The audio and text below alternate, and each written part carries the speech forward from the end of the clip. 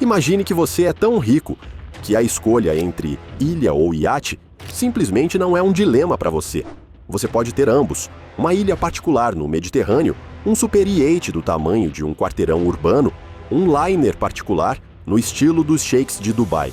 E aí chegam até você com uma quarta opção. Quer um único carro que custa mais do que todo esse conjunto de uma só vez e que por fora parece apenas uma asa preta sem cauda? Este é o B2 Spirit, um bombardeiro de aproximadamente 2 bilhões de dólares, oficialmente existente, mas feito como se não devesse ser visto de forma alguma. Nos noticiários, ele é mostrado como um assassino invisível, que pode atacar qualquer ponto do planeta e se dissolver no ruído dos radares. E no canal Luxury Life, geralmente analisamos vilas de bilionários, superiates e palácios nos céus, a vida dos ricos. Mas hoje é uma edição especial. Estamos olhando para o luxo não de um indivíduo, mas de um estado inteiro, que pode se dar ao luxo de ter um brinquedo desses por 2 bilhões de dólares. Ouça esta história até o fim e responda honestamente a si mesmo. Isto é o ápice da segurança e da tecnologia ou o brinquedo mais caro da história? E o que você, pessoalmente, escolheria se tivesse um cheque desses? Uma ilha, um iate e uma coleção de aviões ou um único B2? Bem-vindos ao canal Para os Mais Ricos. A fábrica de longues dardos inteligentes. Em algum lugar nas profundezas de uma base aérea, há um espaço que se parece mais com um salão de relógios suíços do que com um depósito militar. Paredes brancas, iluminação uniforme, filtros que fazem o ar circular, como se ali estivessem montando instrumentos médicos e não armas. Não porque os técnicos queiram conforto, mas porque ali são montados munições, cada uma custando o equivalente a um bom apartamento numa grande cidade. Às vezes, o equivalente a 2. No corpo da bomba é colocado um cérebro, o módulo de guiagem. Lá dentro, uma minúscula antena GPS e um módulo inercial, que sente movimentos menores que a espessura de um fio de cabelo humano. É um cérebro pequeno, mas muito caro, que depois calculará a trajetória em tempo real. O elemento mais frágil de toda a estrutura é um pequeno conector, o cordão umbilical entre a bomba e o avião. É através dele que o B2, momentos antes do lançamento, transmite coordenadas, vento, pressão, tempo de aproximação. Se esse cordão umbilical não funcionar perfeitamente, você não obtém uma arma de alta precisão, mas sim um cilindro de metal muito caro. Os técnicos trabalham como ourives. Cada parafuso é apertado apenas com uma chave dinamométrica, um pouco mais fraco. A vibração do voo irá soltar tudo um pouco mais forte. A carcaça do módulo pode rachar. Um único bloco desses tem um preço comparável ao de um sedã premium. E, no entanto, ele nunca será visto pelos vizinhos, não estará numa garagem, não aparecerá no Instagram.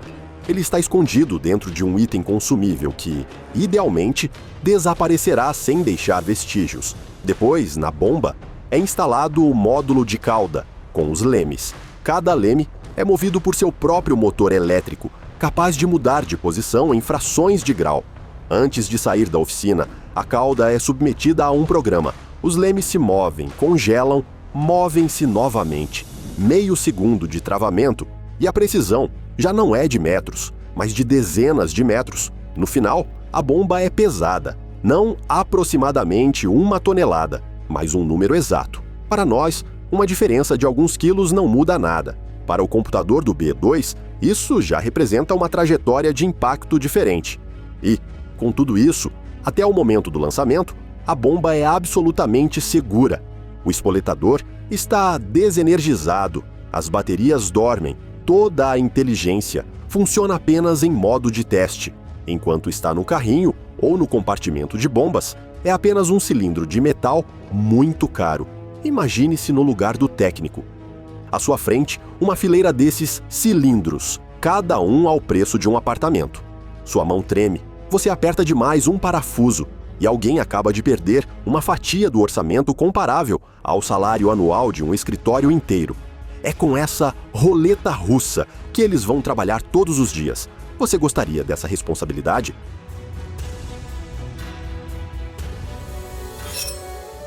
Como transportam bombas do preço de um apartamento? Após todos os testes, a bomba é registrada numa base de dados eletrônica, como um lote num leilão.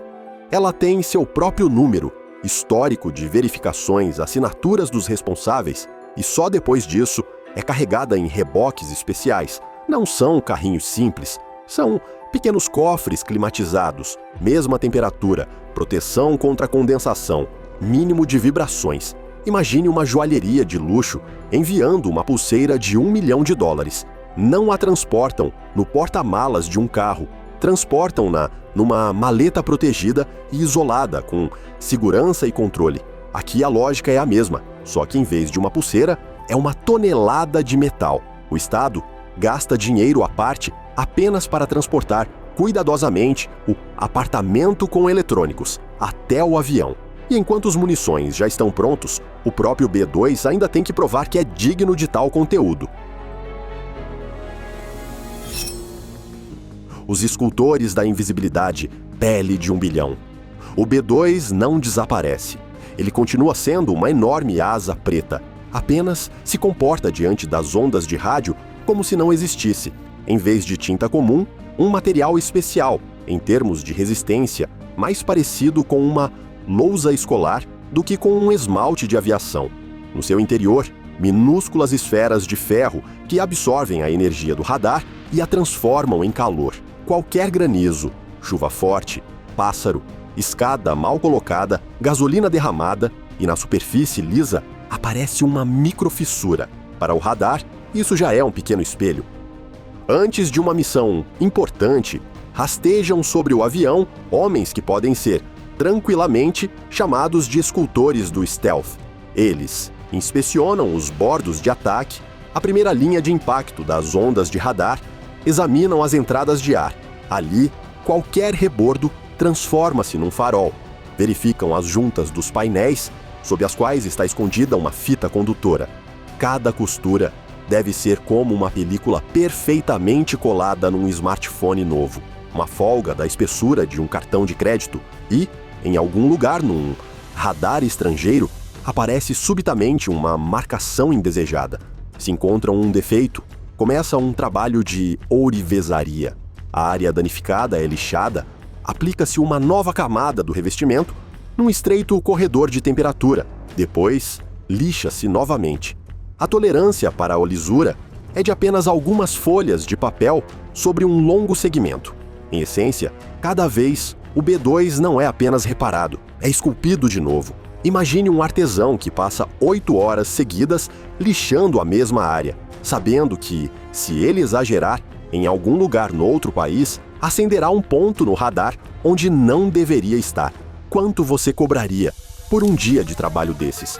Se somarmos apenas as horas homem gastas nesta pele durante toda a vida útil da aeronave, obtém-se o orçamento de manutenção de toda uma frota de superiates. E isto é só a camada externa.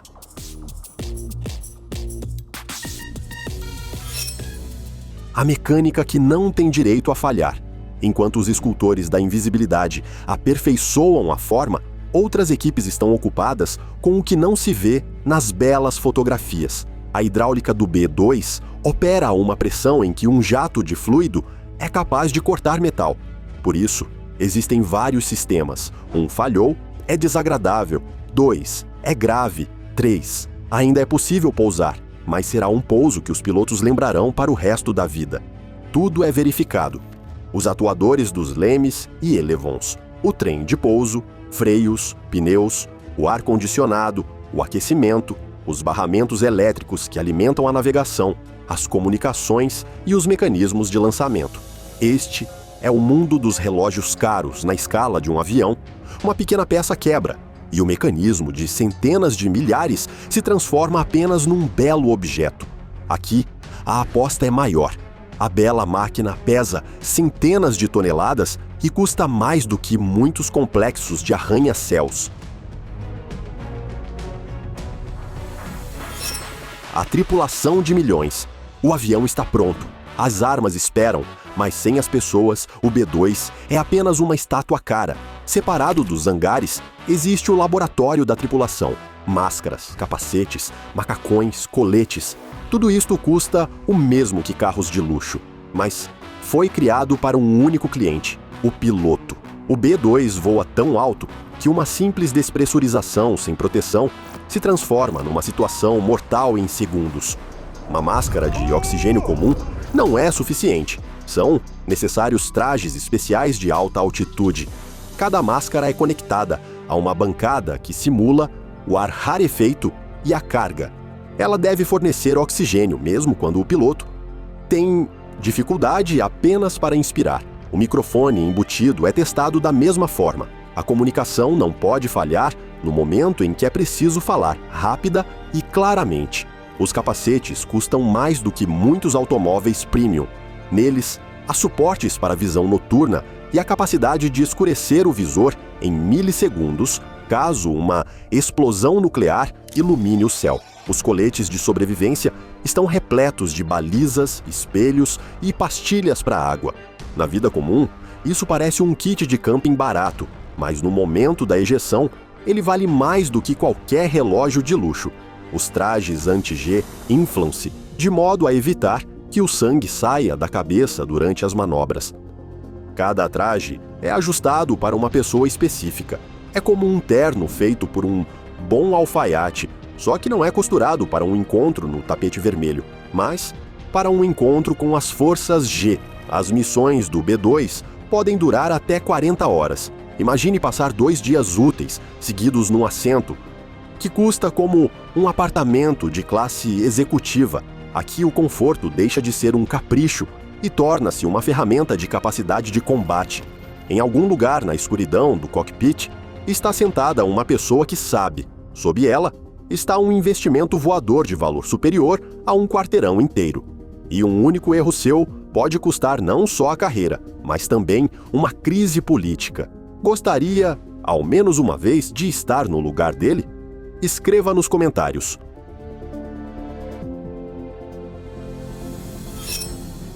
A parada nos boxes mais quentes do planeta. Uma das operações mais arriscadas em solo não é a descolagem nem a aterragem. É o momento em que o B-2 é reabastecido com os motores ligados. Este regime é necessário quando o avião precisa voltar ao ar mais rápido do que permite o ciclo completo de desligar e religar. Tempo também é luxo. Os 4 motores do B-2, mesmo em marcha lenta, expelem tanto ar quente que, perto dos bocais, o metal se sentiria como papel alumínio sobre um bico de fogão. Homens em trajes prateados aproximam-se do avião. À primeira vista, parecem cosmonautas, só que o foguete está numa pista de concreto e parece uma asa preta de 2 bilhões de dólares. Primeiro, o B-2 é aterrado. Durante o voo, a fuselagem acumula milhares de volts de eletricidade estática, uma única faísca perto dos vapores de combustível, e a máquina mais cara da base aérea transforma-se numa enorme tocha. Depois, as mangueiras são conectadas ao ponto de reabastecimento.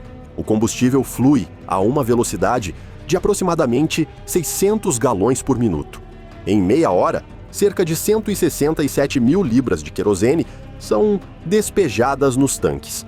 Para visualizar a escala, um carro esportivo premium é abastecido com 70 a 80 litros. Aqui, numa única parada nos boxes, despeja-se combustível suficiente para abastecer toda uma frota desses carros por muitos anos. Mas não é só a quantidade que importa. A asa voadora é sensível à distribuição de peso. Nariz muito pesado, o avião pica para baixo. Cauda pesada, torna-se nervoso e instável. Além disso, a temperatura do combustível deve estar numa faixa estreita. Muito frio, engrossa, muito quente, arrisca a paragem dos motores. Ao redor, os motores rugem. Falar é inútil, apenas gestos firmes e precisos, mas depois vem aquilo para o que este avião efetivamente descola. O cockpit de 1 bilhão de pixels.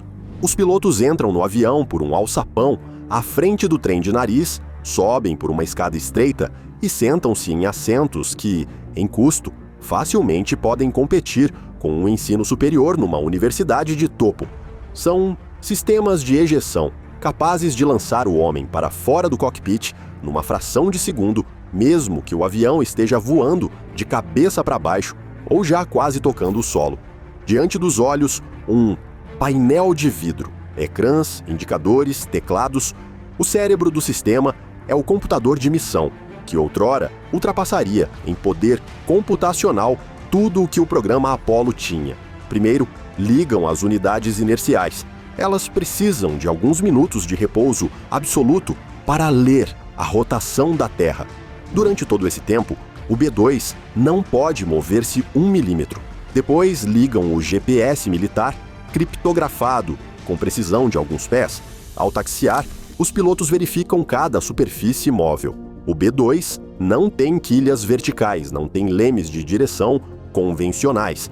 Todo o controle depende do trabalho dos elevons e dos freios aerodinâmicos nas pontas das asas. Taxiar é uma prova à parte. O trem de nariz está muito à frente dos trens principais. O piloto deve conduzir mentalmente a cauda atrás de si como um longo reboque. O preço do erro não é um arranhão, mas um reparo de milhões. Na descolagem, o B-2 usa quase toda a pista. Num certo momento, a velocidade atinge o ponto após o qual não há mais decisão. O avião é obrigado a levantar voo. 4 motores içam centenas de milhares de libras de metal, combustível e eletrônica para o ar.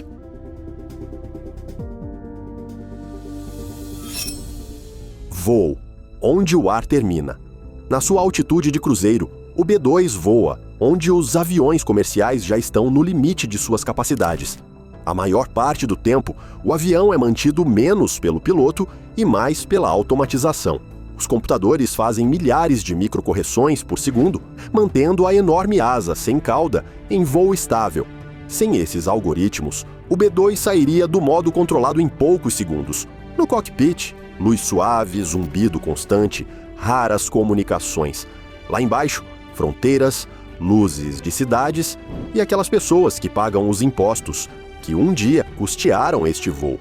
Os pilotos aqui não são heróis de filme de ação no sentido clássico.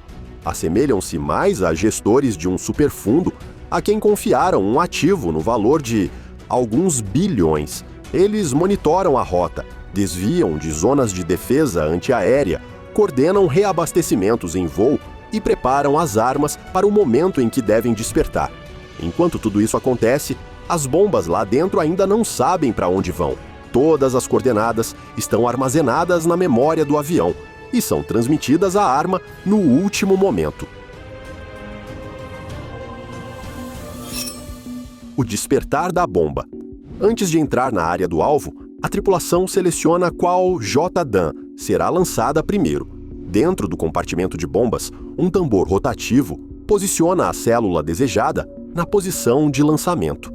Os portões permanecem fechados até o último segundo. Abri-los cedo demais é transformar a asa lisa num enorme buraco que os radares verão imediatamente. Quando chega a hora, os portões abrem-se por poucos segundos. O fluxo de ar sacode o avião. A automatização suaviza o tranco. Nesses segundos, o burro, cilindro de metal, transforma-se num sistema de alta precisão. Através de um pequeno conector, o B-2, em frações de segundo, carrega na bomba as coordenadas do alvo, dados sobre o vento, pressão, densidade do ar, ângulo de aproximação e tempo até o impacto. O computador interno da JDAM verifica lemes, satélites, GPS, sistema inercial, bateria. Tudo isto cabe entre 2 batidas do coração do piloto. A queda que vale cidades. Os grampos de suspensão abrem-se. Empurradores pneumáticos empurram suavemente a bomba para baixo. No momento em que a ligação com o avião é cortada, dentro da JDAM é ativada uma bateria térmica que alimenta toda a eletrônica. O espoletador inicia a contagem. Os lemes de cauda destravam-se e desdobram-se. O GPS conecta-se aos satélites. A bomba descobre a sua posição exata e calcula a rota até o alvo, levando em conta o vento, a densidade do ar, até a rotação do planeta. Ela não voa como um avião, ela cai, mas falo de forma inteligente, alterando constantemente a altitude para desvios laterais e ajustando o ponto de impacto para o determinado. Se o GPS for bloqueado, a bomba muda para o sistema inercial. A precisão cai, mas para um alvo de grande porte, a diferença entre 10 e 30 metros continua a ser letal. Nos últimos segundos, os lemes movem-se constantemente, quase como um tremor. O altímetro de radar fornece a altitude, o computador faz a última correção e o ponto de impacto desloca-se mais alguns metros. Depois, um clarão e uma onda de choque. O B-2 já está a virar e a afastar-se, dissolvendo-se no ruído dos radares. O luxo do Estado, brinquedo ou necessidade? O avião em si, cerca de 2 bilhões de dólares. Cada voo, combustível, manutenção, preparação, trabalho dos técnicos e pilotos. Cada bomba, ao preço de um apartamento. Cada hora de trabalho dos escultores do stealth. Como um dia, numa clínica de estética de topo. Um bilionário privado compra uma vila, um iate e uma coleção de supercarros para impressionar os vizinhos. O Estado compra um B-2 para impressionar e, por vezes, assustar regiões inteiras. Isto não é apenas equipamento militar. É uma forma de luxo, ao nível de um país. Um luxo em que a aposta não é apenas o conforto do proprietário, mas a sensação de poder. E eis a questão, pessoalmente para você. Se você tivesse um mítico cheque de 2 bilhões de dólares, você escolheria uma ilha com vila, marina e superiate? Ou um único avião que pode desaparecer dos radares e, numa única missão, mudar a história de toda uma região? Escreva nos comentários o que você escolheria. E se gostou do vídeo, escreva tudo o que pensa nos comentários. E inscreva-se no canal para os mais ricos. Aqui é sobre luxo, riqueza e a vida das pessoas mais influentes do planeta. Obrigado por assistir e veja os nossos lançamentos anteriores incríveis.